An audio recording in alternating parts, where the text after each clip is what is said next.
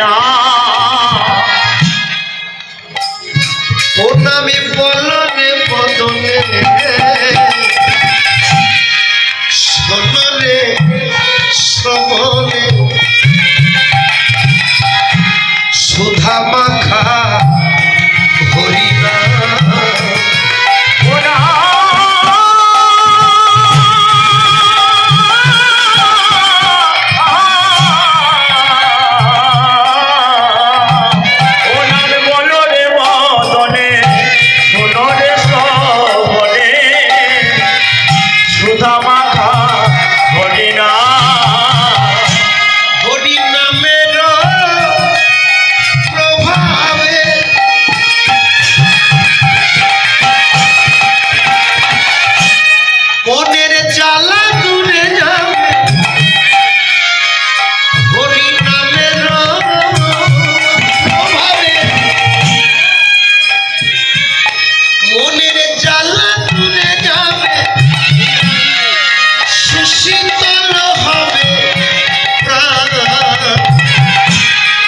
শীতল হবে হরিনামের প্রভাবে যারা দূরে যাবে হরিনামের প্রভাবে যারা দূরে যাবে সুশীতল হবে সুশীতল হবে তোমার সকলে জ্বালা যাবে দূরে তোমার সকলে জ্বালা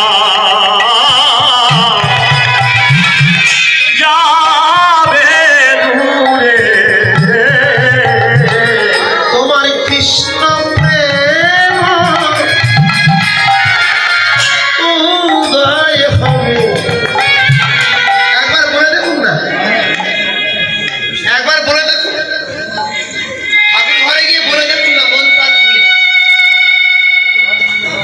দেখি জ্বালা মেটে কিনা মন দিয়ে বলবেন দুমনে বলবেন না দুমনে বললে হবে না মনটা এক করতে হবে আপনি বলবেন না অথচ ভগবানের প্রতি আপনি রুষ্ট হবেন ভগবানের প্রতি রাগ দেখাবেন বাবা এক ছেলু দোকানে এক গোপাল ভক্ত চুল কাটতে গেছে বলে গোপাল আছে গোপালটা চেয়ারে বসে বলতে সেলু ভাই নাপিত ভাই আমার চুলটা কেটে দাও তখন নাপিত বলছে কি ওটা বলে আমার গোপাল গোপাল কি গোপাল ভক্ত কোলে করে কোলে করে ঘুরছো তোমার গোপাল কি দিয়েছে ওই তো পদে পদে ভিক্ষা করে খাচ্ছে আমার কি দিয়েছে আমি আমি কাঁচি দিয়ে শুধু চুল কেটে যাচ্ছি ওই দেখো রাস্তায় পাগল শুয়ে আছে ওই দেখো রিস্কাওয়ালা রিস্কা টেনে বেড়াচ্ছে গোপাল কার কি দিয়েছে তুমি এত গোপাল করে করলে ভদ্র করো তার মনে যা আসছে সে গোপালের নামে কটুর কথা বলছেন গোপাল ভক্ত চুপ করে শুনছে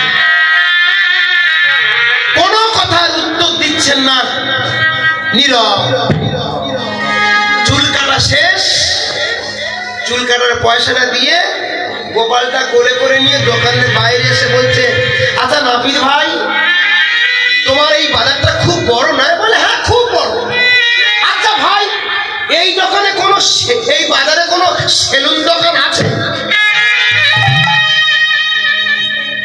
কথাটা কি বুঝলেন আপনারা কি বুঝতে পারলেন সেলুন দোকানে চুল কেটে সেলুন দোকানের সামনে জিজ্ঞাসা করছে এত বড় বাজারে সেলুন দোকান আছে দোকানদারি বলছে নাপিত বলছে ভাই তোমার কি মাথা খারাপ হয়েছে বলে কেন আমার দোকানের সামনে দাঁড়িয়ে আমার কাছে চুল কেটে আবার তুমি জিজ্ঞাসা করছো এখানে সেলুন দোকান আছে ভাই সেলুন দোকান যদি থাকতো ওই দেখো রাস্তায় 4-5 জন লোক যাচ্ছে মাথায় এই বড় বড় চুল ওরা কেন চুল কাটে না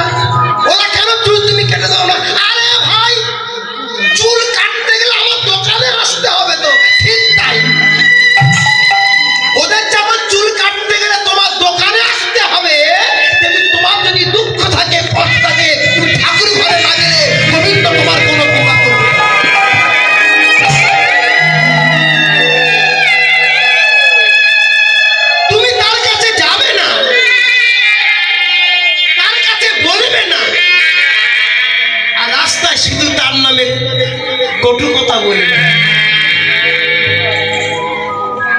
আমাদের অভাব দুঃখ অনটন শুধু তো মায়ের কাছে বলে, বাবার কাছে বলে।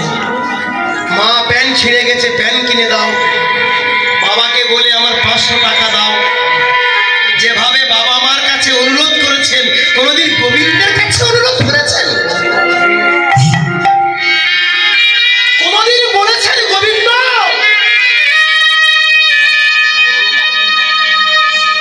ঠাকুরের ভক্তি দেখাচ্ছি, মন্দিরের সামনে যাব, এক হাতে আঙুল দেখিয়ে প্রণাম করি? ঠাকুর ঘরের সামনে সস্তাঙ্গে প্রণাম করতে ভুলে গেছে।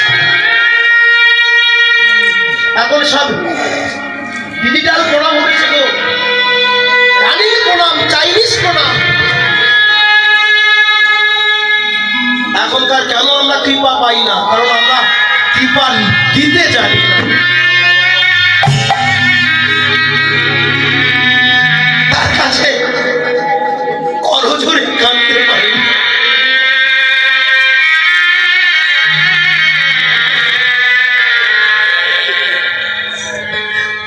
আপনি তাকে ডাকুন।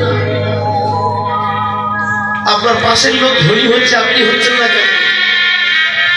ও লোকটা ধনী হচ্ছে এ জন্মের সাধনা নয়, ও আগের জন্মে দিয়েছিল বলে এ জন্মে হয়েছে। আপনিও দিন। এক জমিদারের বাড়িতে তার ছেলের বৌমা করেছে। বৌমাটা বড় কৃষ্ণ ভক্ত, গরিবের মেয়ে। বাড়িতে এসছেন, বারান্দার চারিদিকে পাঁচিল দেওয়া। জমিদারের বাড়ির সামনে একটা বৈঠকখানা থাকে না, সেই বৈঠকখানা জমিদার বসে থাকে। দুপুরবেলা করে ভিখারি ভিক্ষা করতে আসে। বাবু, বাবু ভিক্ষা দাও বাবু। জমিদার যা, তুমি যা, কোনো ভিক্ষা নেই। গরিব ঘরের মেয়েটা দেখে আমার শ্বশুর ভিখারিকে তাড়িয়ে দিল। এইভাবে করে শুধু ভিখারি তাড়িয়ে দেয়, কোনোদিন দেয় না।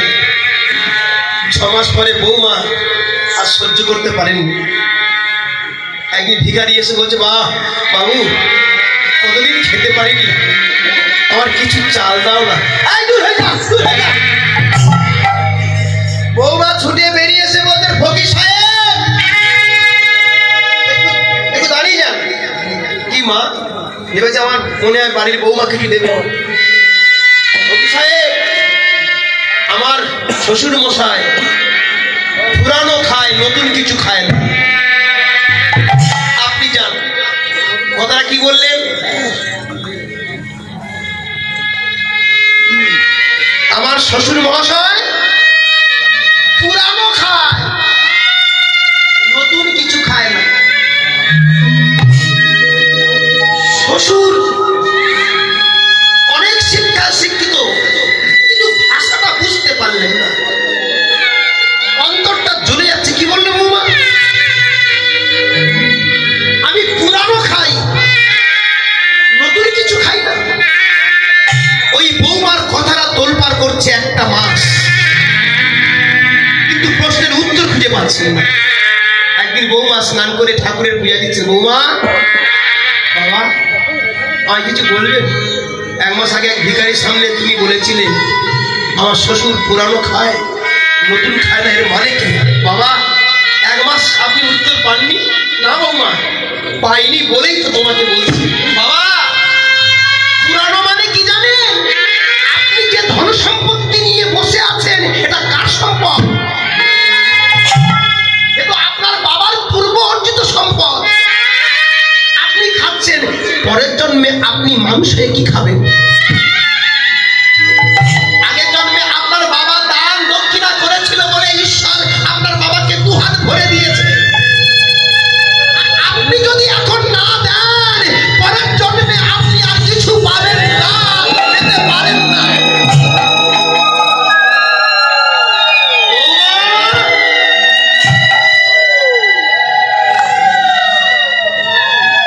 বৌমা,